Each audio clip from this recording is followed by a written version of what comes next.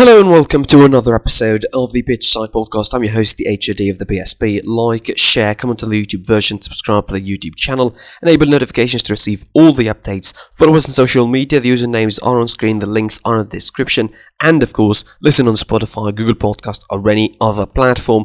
Welcome to the newest episode of the Pitch Side Podcast. Obviously, there's nothing to lead up this episode with that could be any good aside from the African Cup of Nations, and of course I'm happy. I mean, it's unlimited happiness for me. I just can't hold myself back anyway.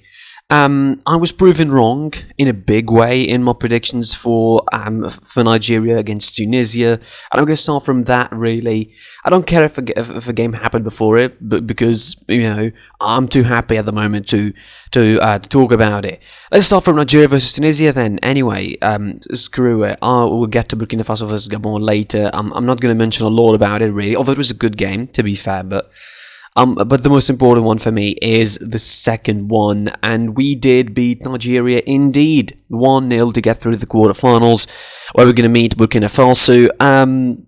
This was a realistic game. This was a surreal game in my opinion.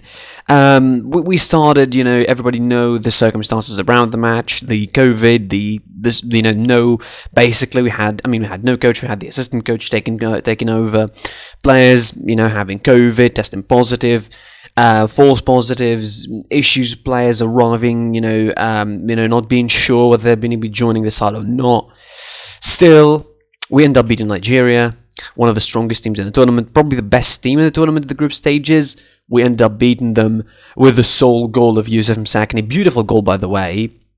Absolute brilliant technique. A bit of luck, the ball bouncing off the ground into the net, but definitely deserved, I think, of a resilient defensive performance in particular.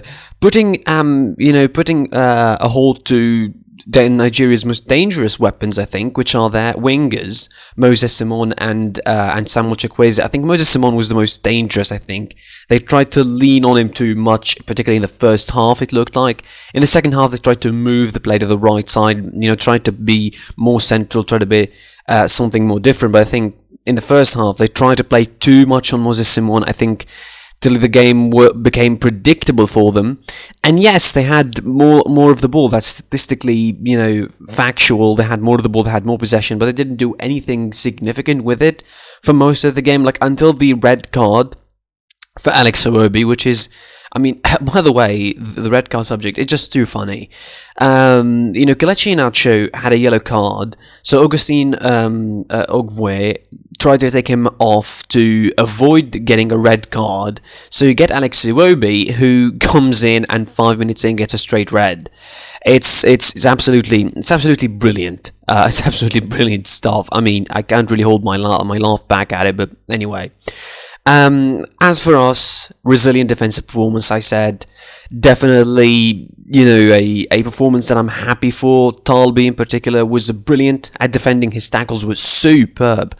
The midfield, considering the midfield of Nigeria had a player who is playing in Leicester, like top level football in the Premier League, it's unbelievable. I think we won the battle of the midfield. Like, there weren't too many spaces from the middle. The midfield was covering really well. Aidoni and Skhiri were doing some tremendous job covering the midfield ground. The defenders, as I mentioned, the fullbacks, stopping the wingers, stopping Moses Simon, who didn't put any sort of significant cross throughout the game. There was a couple of moments when my heart almost stopped, though. Omar Sadiq had a chance in the second half, a head-to-head with our goalkeeper, but thankfully he missed it. And I think that was about it. So it was a great performance from us. We stung them when we should. We scored the goal when we should. It was a perfect time to score the goal, the early goings of the second half. Just when they return, when they think that they're going to up the rhythm, we slow it down and we scored the goal. We qualify. Deservedly qualify. Obviously, we can't deny And I personally, I'm happy. I've never been happier to be proven wrong in my entire life, probably, than today. I genuinely think we deserved it. Our defensive performance was brilliant. I think it's something that we should be very, very proud of, considering all the circumstances, all the criticism, the doubt that was surrounding this side, and genuinely, we have this trait in us as Tunisians that when you doubt us and when you try to put us down, we just raise straight back up. I mean, there's a lot of circumstances around this game that made it even harder. The fact that you're playing in Garwa, a city that is close to the Nigerian borders, we're basically playing in Nigeria. There was loads of Nigerians. The stadium was pretty much full with Nigerian supporters. As I mentioned, the COVID, not knowing some players that will they be there or not. In the end, we managed to get the job done, and we get it done in the best way possible, in my opinion. A clean sheet. We finished it in the 90. We didn't get to extra time and penalties and all that stress. So now we go to Burkina Faso. I'm not going to say as favourites. I don't want to put that tagline on us anymore because that doesn't really work. We go there, but with more confidence, with absolutely stratospheric levels of confidence, in my opinion, ahead of this game. Not arrogance, because that's not our style, but I think enough confidence to believe that we can indeed beat Burkina Faso in the quarterfinals and go to the semifinals and have a great run in this tournament. And maybe why not? Why not think about the title? Think about the AFCON trophy. We were going to meet Burkina Faso, as I mentioned, in the quarterfinal. I mean, the game against Gabon for them. It was a great game, by the way. I genuinely enjoyed it. I was watching it and trying to zap between that game and Chelsea Spurs. But it was fine. It was really good. Burkina Faso went ahead thanks to Bertrand Traoré. By the way, brilliant pass from Sengare. It's wonderful stuff. And considering the stadium they played in, Limbe, we know it because we played only the 3 group stage games. The quality of the pass is brilliant considering the state of the pitch.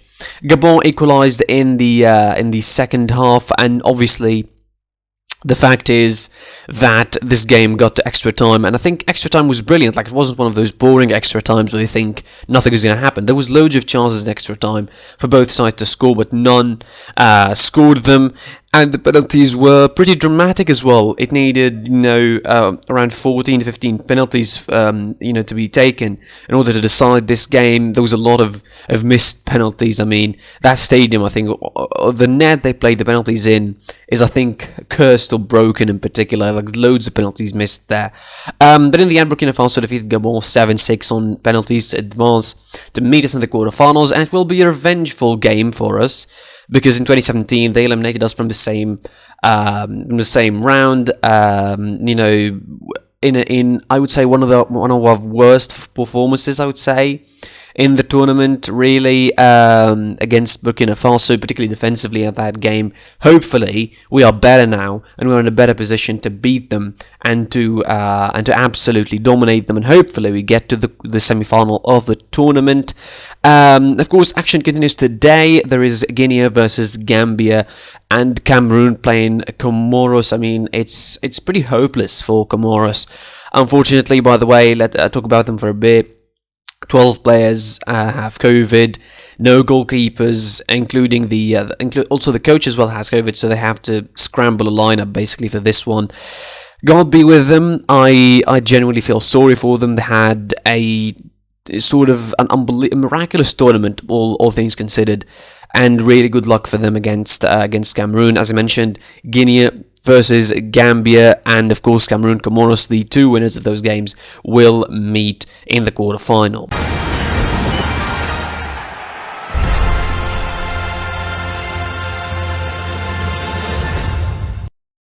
Let's go on to something more common now, and we go to the Premier League, of course. First of all, just a heads up, excuse me if I don't sound too insightful in this episode, because first of all, Sunday's games, I didn't really focus on them that much.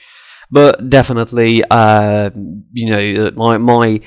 sort of whole concentration went to the game of Tunisia and Algeria. I didn't really watch a load of Premier League on Sunday, and also didn't watch a lot of other leagues. So just a heads up before talking about the rest of the European leagues. So the Premier League weekend, of course, started on Friday with Watford losing to Norwich City 3-0. Josh Sargent was the star of this game for Norwich City, who managed a good win. I think finally getting out of the relegation zone, and the fact is, maybe they'll start a survival. I mean, maybe they will remain in the Premier League while Newcastle, Watford, and Burnley will go down. Of course, still a lot to go in the Premier League season anyway.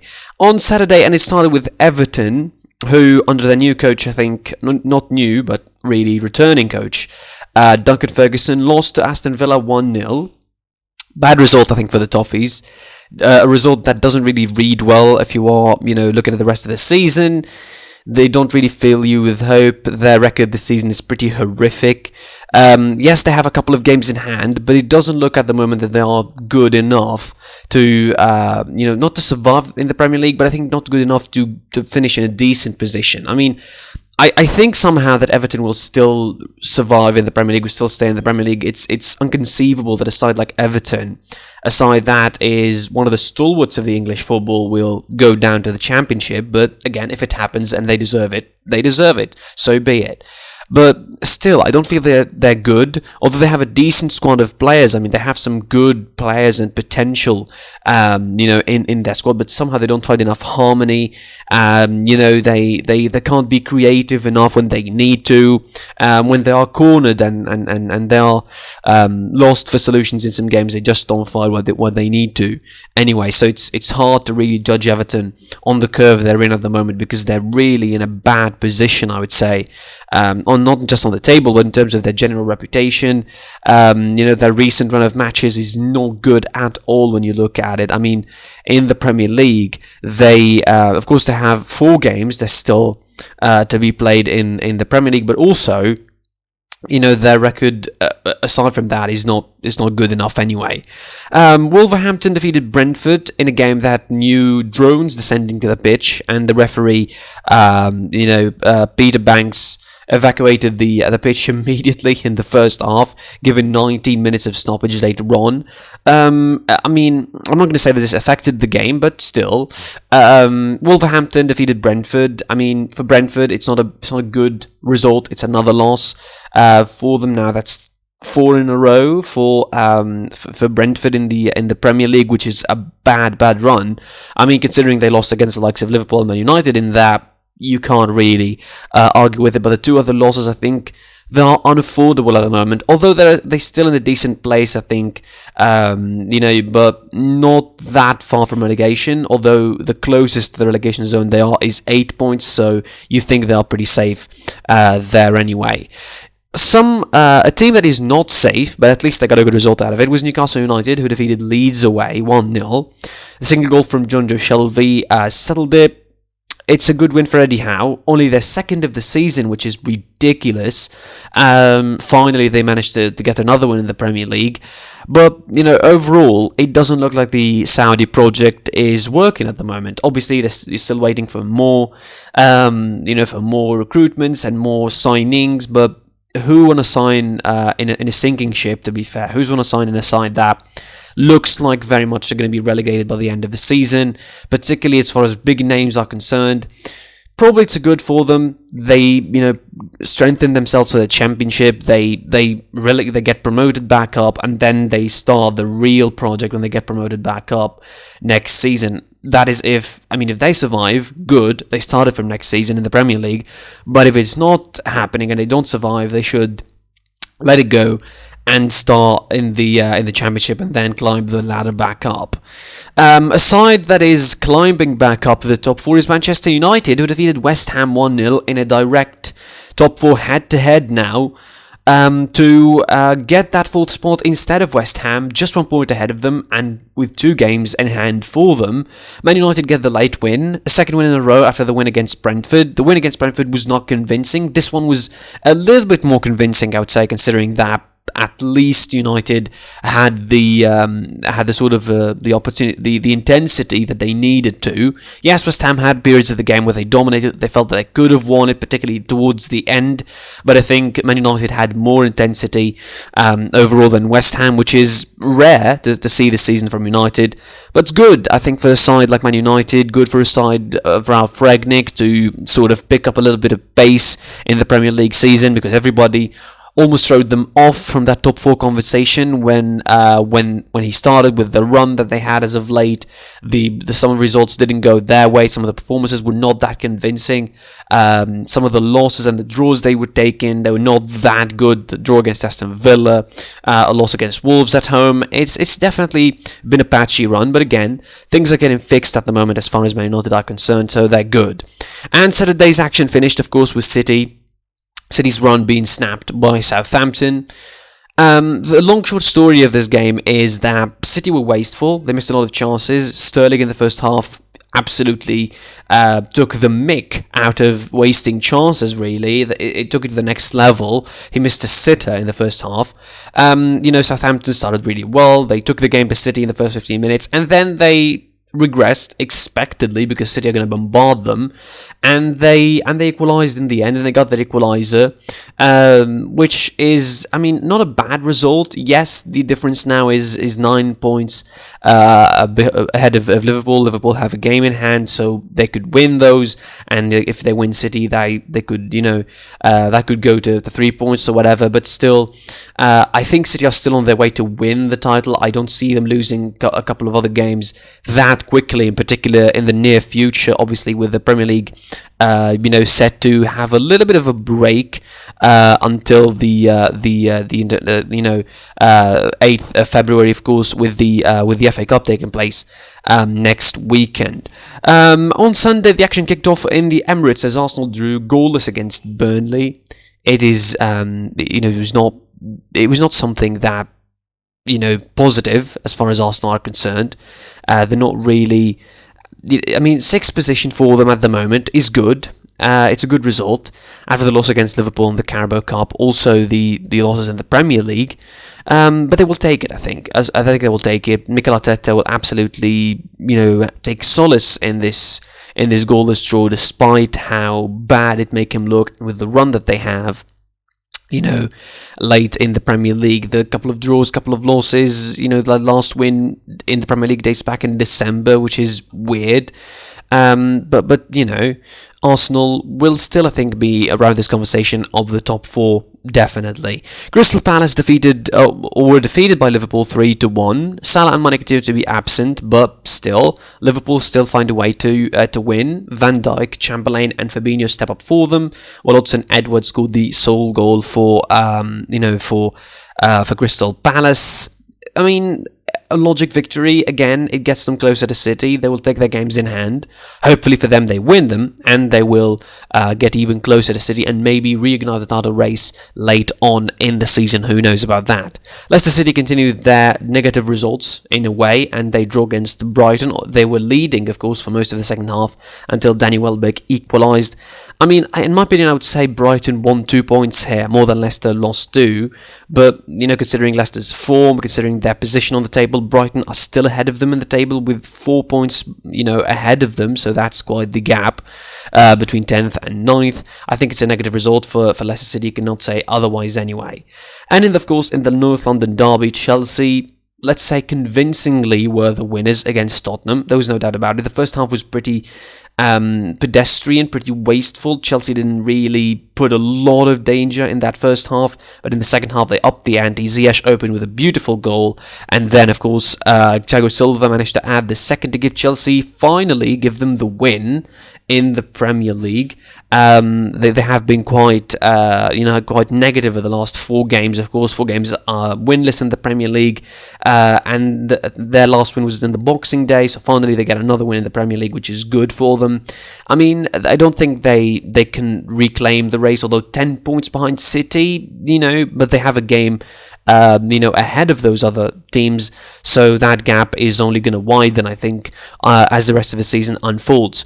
At the moment, the table stands like this: Man City 57 points, Liverpool 48, Chelsea 47, Man United 38, 37 for West Ham at 5th, 36 for Arsenal, and Spurs at 6th, joint 6.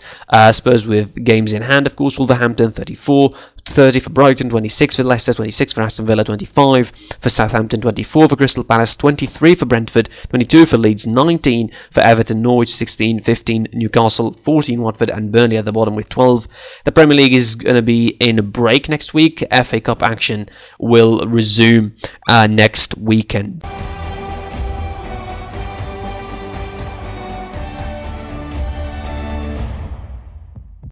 We move on from the Premier League to Spain. It was quite eventful in La Liga this weekend. The weekend started with Espanyol losing to Real Betis 4-1. Another impressive showing from Real Betis. I'm really impressed by them at the moment. In my opinion, I think they're probably the most open or the most exciting team in La Liga at the moment. They look that way, certainly.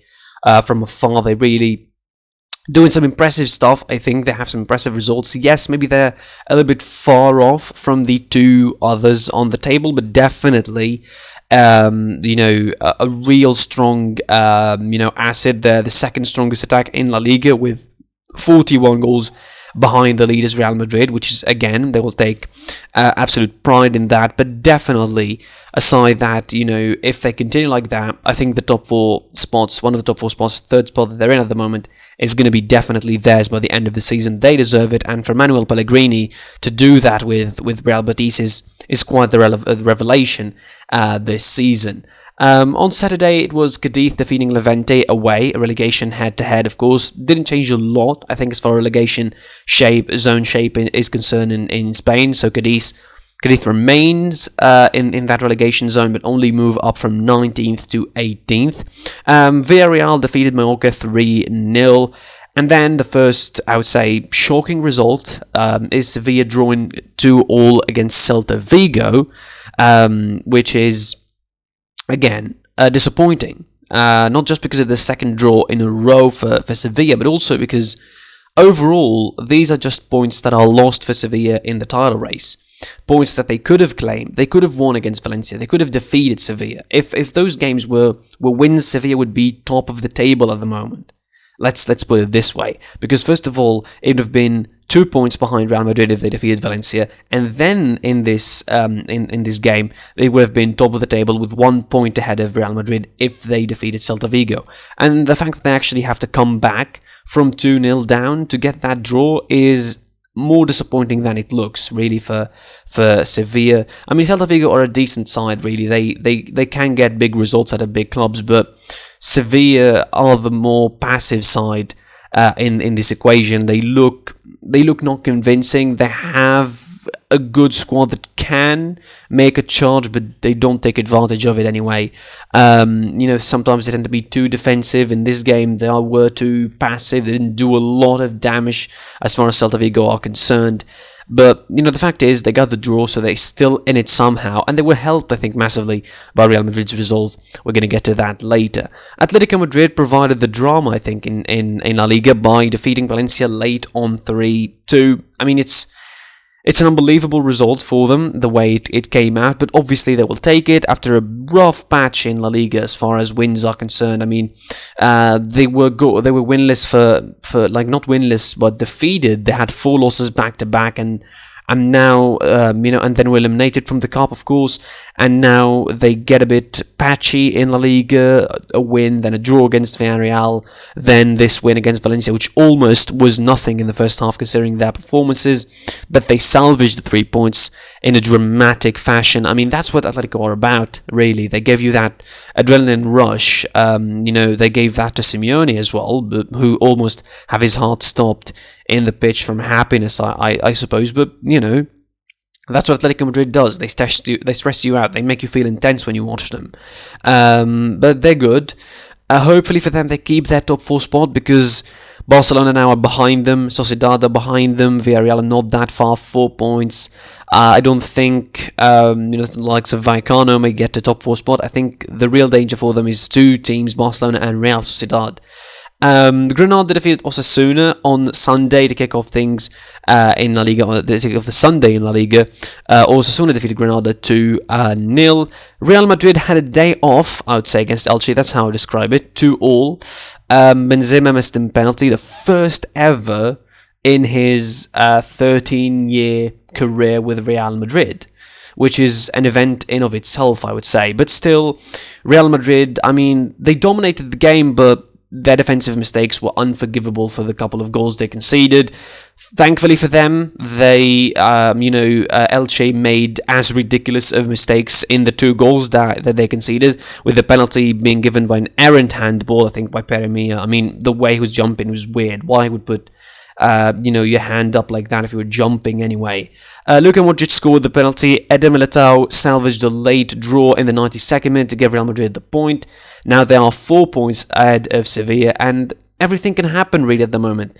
We don't know how Real Madrid work, and Real Madrid drop points again, where Sevilla can win points again. But anyway, I think it's a pretty reachable difference, a pretty reachable gap, 4 points for Real Madrid. But I think if they keep a bit of form going in the next couple of weeks, of course, they can hold on to the title and hold on to the title till the end. Athletic Club managed to get a big win from Rayo Vallecano in the Estadio de Vallecas. A good win that will see them move to 7th or to 8th behind. To 9th behind Rayo Vallecano, who are 8th at the moment. Athletic Club, I mean, they're in a good run as well. Just eliminated Barcelona in the Cup. Good achievement for them. And definitely will be very, very happy with these kind of results. They'll try maybe and get a European spot, a late European spot. But I think those kind of spots are really reserved at the moment. It seems like top 6 of the table, they're the ones that are going to get those spots anyway. Real Sociedad drew goalless against Getafe. They missed an opportunity, I think, to get a little bit closer to Atletico Madrid and the top of the table. And Deportivo Alaves lost to Barcelona. Barcelona salvaged a late win against Alaves thanks to Frenkie de Jong. Obviously, they played better. They had loads of opportunities and chances, but in the end, it was the sole goal from Frenkie de Jong that helped them into the win. Sometimes you don't feel that they're effective, Barcelona, and that's what they weren't for most of the game. They were not effective, but in the end, they managed to find a win somehow and managed to score and get the 3 points in their board, which is good. To just keep winning. I mean, it doesn't matter how, but at the moment, they just need to keep winning and create this good form and good buzz around the side, with the squad getting fitter and, the players, getting a little bit more harmony with each other, I would say, as the months and weeks passed.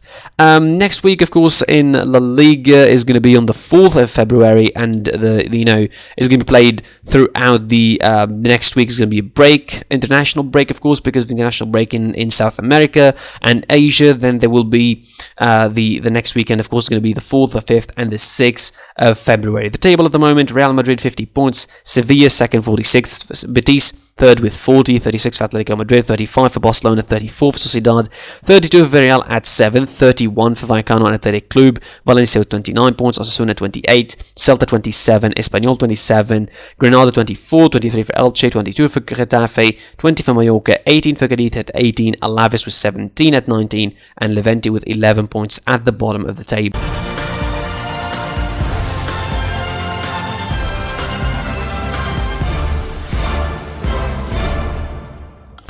Normal service, I would say, resumed in the Bundesliga. It was, the catch-as-catch-can game is still continuing in the Bundesliga. 6 points behind Bayern are Dortmund, of course, who kicked off the things on Saturday. The round, of course, kicked off on Friday with Arminia Bielefeld shockingly defeating Eintracht Frankfurt 2-0.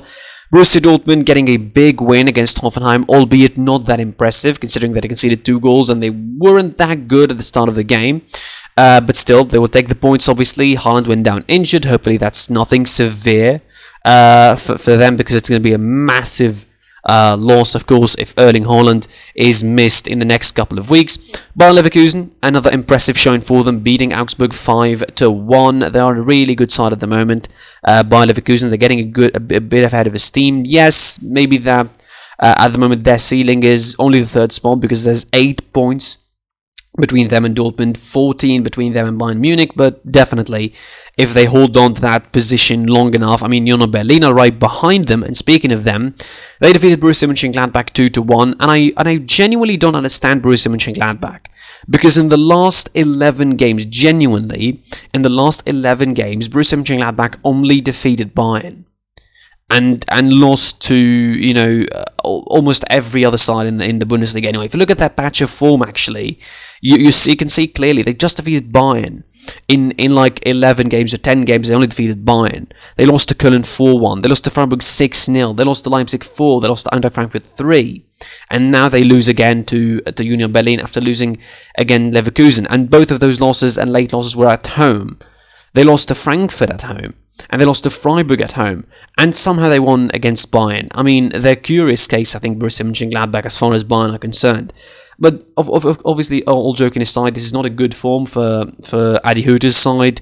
Definitely, you know, very close to the relegation zone. They're 3 points only ahead of Augsburg in the playoff spots, and 4 ahead of Stuttgart at 17th. This could get really ugly for Mönchengladbach in this season, obviously. I don't know. I hope that for them anyway. I mean, jokingly, of course. But if realistically they keep this bad form going, they're obviously going down. You know, at least they will be in a bad position come the end of the season. A side that won't be in a bad position is Freiburg, who defeated Stuttgart 2-0. They still can get a Champions League spot. You know, Freiburg, it's a decent season for them.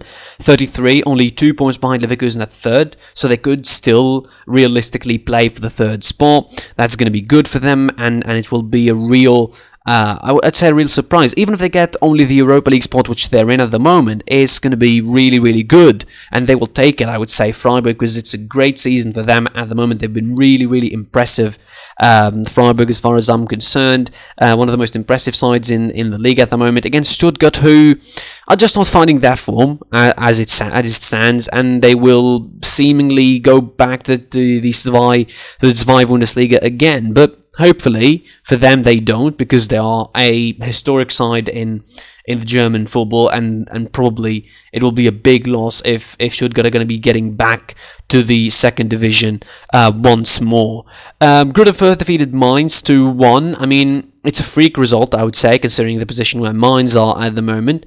But Greuther Fürth needed, because it's only their second win of the season. I don't think it will change a lot. I don't think they will get this patch of form going. I mean, they're the weakest defense in the Bundesliga by quite a mile. 52 goals conceded for Greuther Fürth. And they conceded another one in that game to make it 52. VfL Bochum ended the action on Saturday, drawing against Köln 2-2. Köln as well are one of the sides that I'm impressed with this season in the Bundesliga. They're really doing well. Currently, I think their best player, Elias Khiri, is at the African Cup of Nations.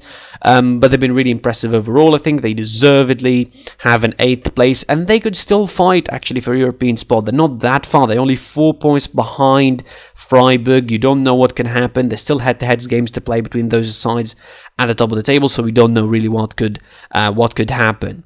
On Sunday, Leipzig defeated Wolfsburg, and I don't have a lot to say about Wolfsburg. They're just in the mud at the moment. Wolfsburg as it stands. Leipzig getting closer and closer to the top 4 after a rough start to the season. They look they're going to be out of those positions, but now they're just 4 points behind Leverkusen at third, which is good. So they can at least still grab a late Champions League spot. For Wolfsburg, as I mentioned, their form is just bad, and now they're officially right above the relegation zone. 2 points ahead of Augsburg, 2 points, 3 ahead of Stuttgart at 17th, and things could get really, really worse, because Wolfsburg's form at the moment is just really bad. I mean, their patch of form is just unbelievably rotten at the moment. Too many losses and too many points dropped for Wolfsburg at home or away. I mean, they only ended their sort of defeats run against Hertha Berlin and ended with a draw at home 0-0. They couldn't score. And I mean, you look at the games that they had, surprisingly enough, they only scored in 2 of them. In the last 9 or 10 games, they only scored in 2 of them, which is horrendous for a side like Wolfsburg, who were in the Champions League just this season, I would say, and last season one of the best sides in the Bundesliga, especially defensively. And of course, they only kept the clean sheet against Hertha Berlin, and they didn't score in that as well. And then, of course, Hertha Berlin, speaking of them, they lost 4-1 against Bayern, which is an unconvincing result in my eyes, because, let's face it, Bayern Munich should have scored like 12 goals. That's how one-sided this game was. They had 30 shots, 19 on target. The goalkeeper made 14 saves for Hertha Berlin. I want to mention his name, Alexander Zvolov, of course, to give him the shout-out for having a great performance. But it should have been more than 4. Lewandowski didn't score, which is upsetting for me a little bit. But we saw a different side to Bayern. We saw a different formation, I would say, playing almost with all the wingers out there. Gnabry, Sané and Coman all starting. Mola getting on the score sheet, Sané getting on the score sheet, Gnabry as well, Corentin Tolisso scoring. It's a good game, I think, and Joshua Kimmich gets a 10 rating. I mean, what I would say more about Joshua Kimmich that I didn't say already. I think it's a good win for Bayern, and I think overall, this new formation of a 3-5-2 in a way with a 3-4-3, if you wanna call it that, if you wanna rely on Gnabry and Koeman as your wing backs, which is not, I think, a solid option if you're playing a tough side, but still, it's definitely a good result as far as Bayern are concerned. Definitely continuing the race to win the 10th Bundesliga title in a row.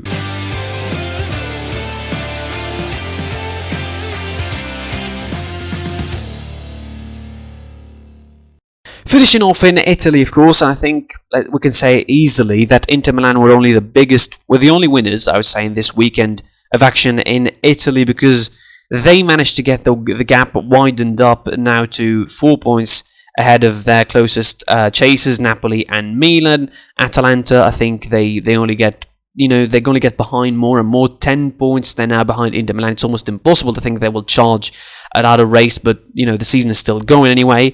It started on Friday with Hellas Verona defeating Bologna 2-1. Genoa drawn against Udinese on Sunday, goalless. As I mentioned, Inter Milan defeated Venezia 2-1.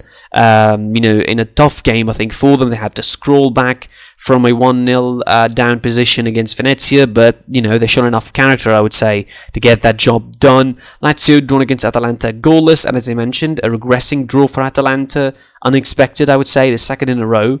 It doesn't help their case if you want to get a top 4 spot, or even if you want to chase for the title. It doesn't help your case anyway. Fiorentina with 10 men, they managed to get the draw against Cagliari away from home, thanks to the equaliser from Ricardo Sotil after the penalty after João Pedro given his side, of course, the lead. Napoli run comfortable victors against Salernitana 4-1. Of course, they now have 4 points behind the Inter as well, and they get their chances revived, I think, in the title race for the moment. Spezia shock Sampdoria with a 1-0 win. Torino drawn against Sassuolo 1-1. Empoli lose to Roma 4-2.